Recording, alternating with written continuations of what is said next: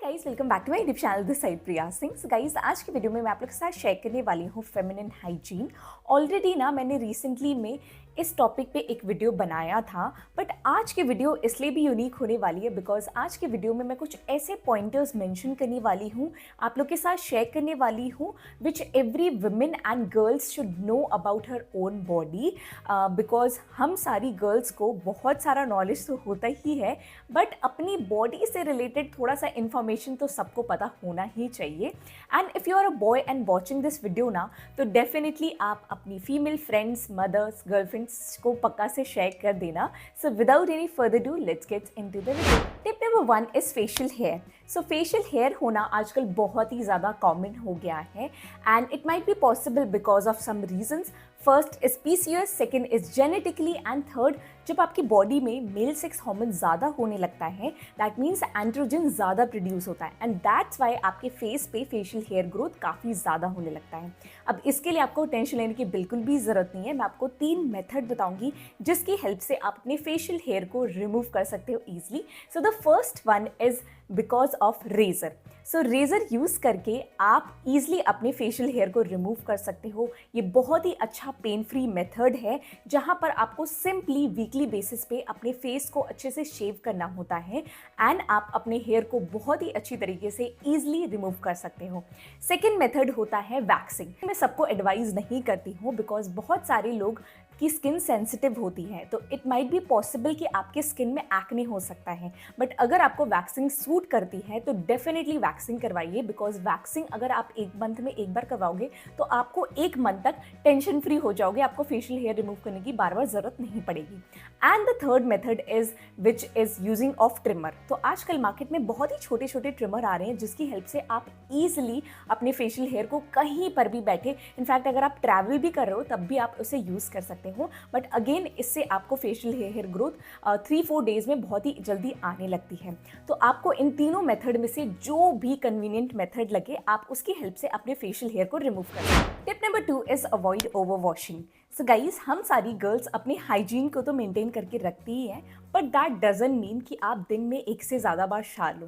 Because जब आप दिन में एक से ज़्यादा बार शार लेते हो, दैट मीन्स कि आप अपने स्किन के जो नेचुरल हेल्दी ऑयल्स हैं, गुड बैक्टीरिया हैं, उन्हें स्ट्रिप ऑफ करते हो, जिसकी वजह से आपने नोटिस किया होगा आपकी स्किन काफ़ी ज़्यादा इरिटेटेड, देन इची एंड ड्राइनेस सा आपको फील होता है। तो इसलिए मैं आपको हमेशा एक ही चीज़ एडवाइस करूँगी कि दिन में सिर्फ एक बार शार लो। एंड अगर आपको लगता है कि आपको एक बार और शार लेने की नेसेसरी पड़ रही है बिकॉज ऑफ जिम और बिकॉज ऑफ वर्क, तो आप सिंपली प्लेन वाटर से अपने स्किन को वॉश ऑफ कर सकते हो। बिकॉज जो आजकल मार्केट में सोप आते हैं ना, वो काफ़ी हद तक आपके जो स्किन में गुड बैक्टीरिया होते हैं जो हेल्प करते हैं to protect from dryness and germs, उसको भी स्ट्रिप ऑफ कर देते हैं।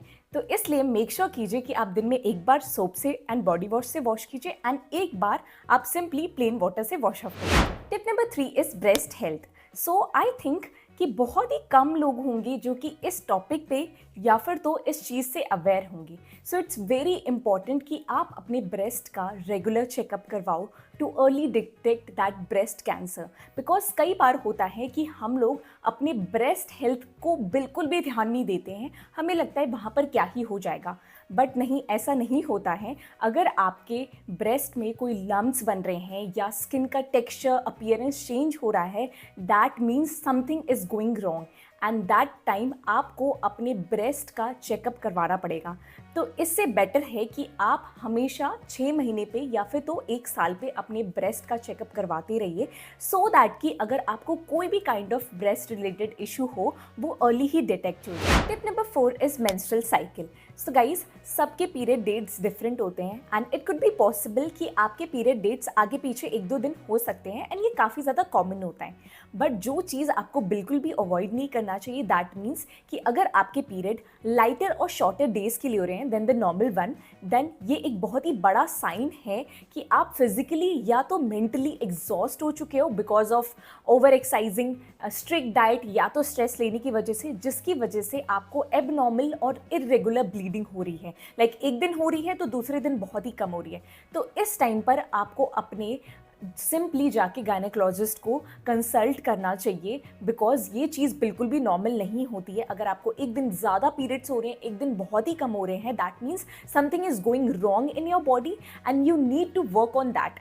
तो सिंपली कोई भी यूट्यूब चैनल या तो वीडियो देखने से बेटर है आप सिंपली जाके डॉक्टर से advice low rather than scrolling on the YouTube. Number 5 is vaginal cleaning. So it's very important कि आप अपने वेजाइना एरिया के सराउंडिंग को अच्छी तरीके से टाइमली बेसिस पे क्लीन करते रहो। एंड इसके लिए मैं यूज़ करती हूँ this Namya intimate hygiene wash with the goodness of Chandan and हल्दी।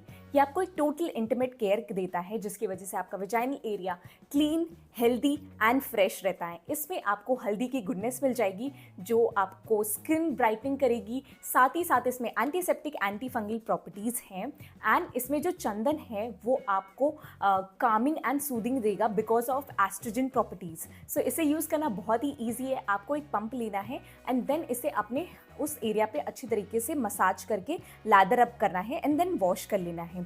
ये आपके स्किन को ब्राइटर एंड स्मूदर बनाएगा एंड साथ ही साथ मेंटेन करेगा आपका right pH of your skin, reduce करेगा infection, itchiness, foul smell and discoloration जैसी प्रॉब्लम। 100% आयुर्वेदिक फॉर्मूला से बना है जो कि आपके उस एरिया को सूदिंग रखेगा। एंड साथ ही साथ बेस्ट चीज़ ये है कि इसमें एलोवेरा एक्सट्रैक्ट भी है। इसे ईजिली यूज़ कर सकते हो एवरी सिंगल डे। सो अगर आप इसे परचेज करना चाहते हो तो links in the description box. Tip number 6 is body positivity. So हम सारी गर्ल्स ना अपने बॉडी में किसी ना किसी चीज़ को लेके इनसिक्योर तो फील करती ही करती हैं। And there is a quote that you should love yourself the way you are. But इसका मतलब ये नहीं है कि अगर आपके अंदर कोई कमी है, अगर आप ओवरवेट हो, ओवर स्किनी हो, तो आप उस फैक्ट को एक्सेप्ट कर लो। ये एक्चुअली में बॉडी नेगेटिविटी होती है, क्योंकि अगर आप अपने अंदर कुछ चेंजेस ला सकते हो एंड अगर आप उस पर वर्क करना स्टार्ट कर दो और उसको सही करने पे फोकस करो, that is actual body positivity.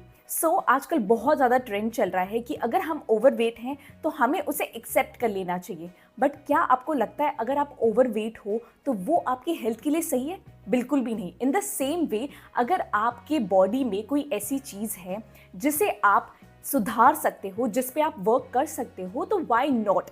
You should work on that rather than focusing on and rather than accepting the fact कि नहीं यार हम तो इसे एक्सेप्ट करेंगे and we should love yourself. Tip number 7 is being independent. So आजकल की society में इंडिपेंडेंट होना बहुत ही ज़्यादा इम्पॉर्टेंट हो गया है, इनफैक्ट बहुत ही ज़्यादा नेसेसरी हो गया है।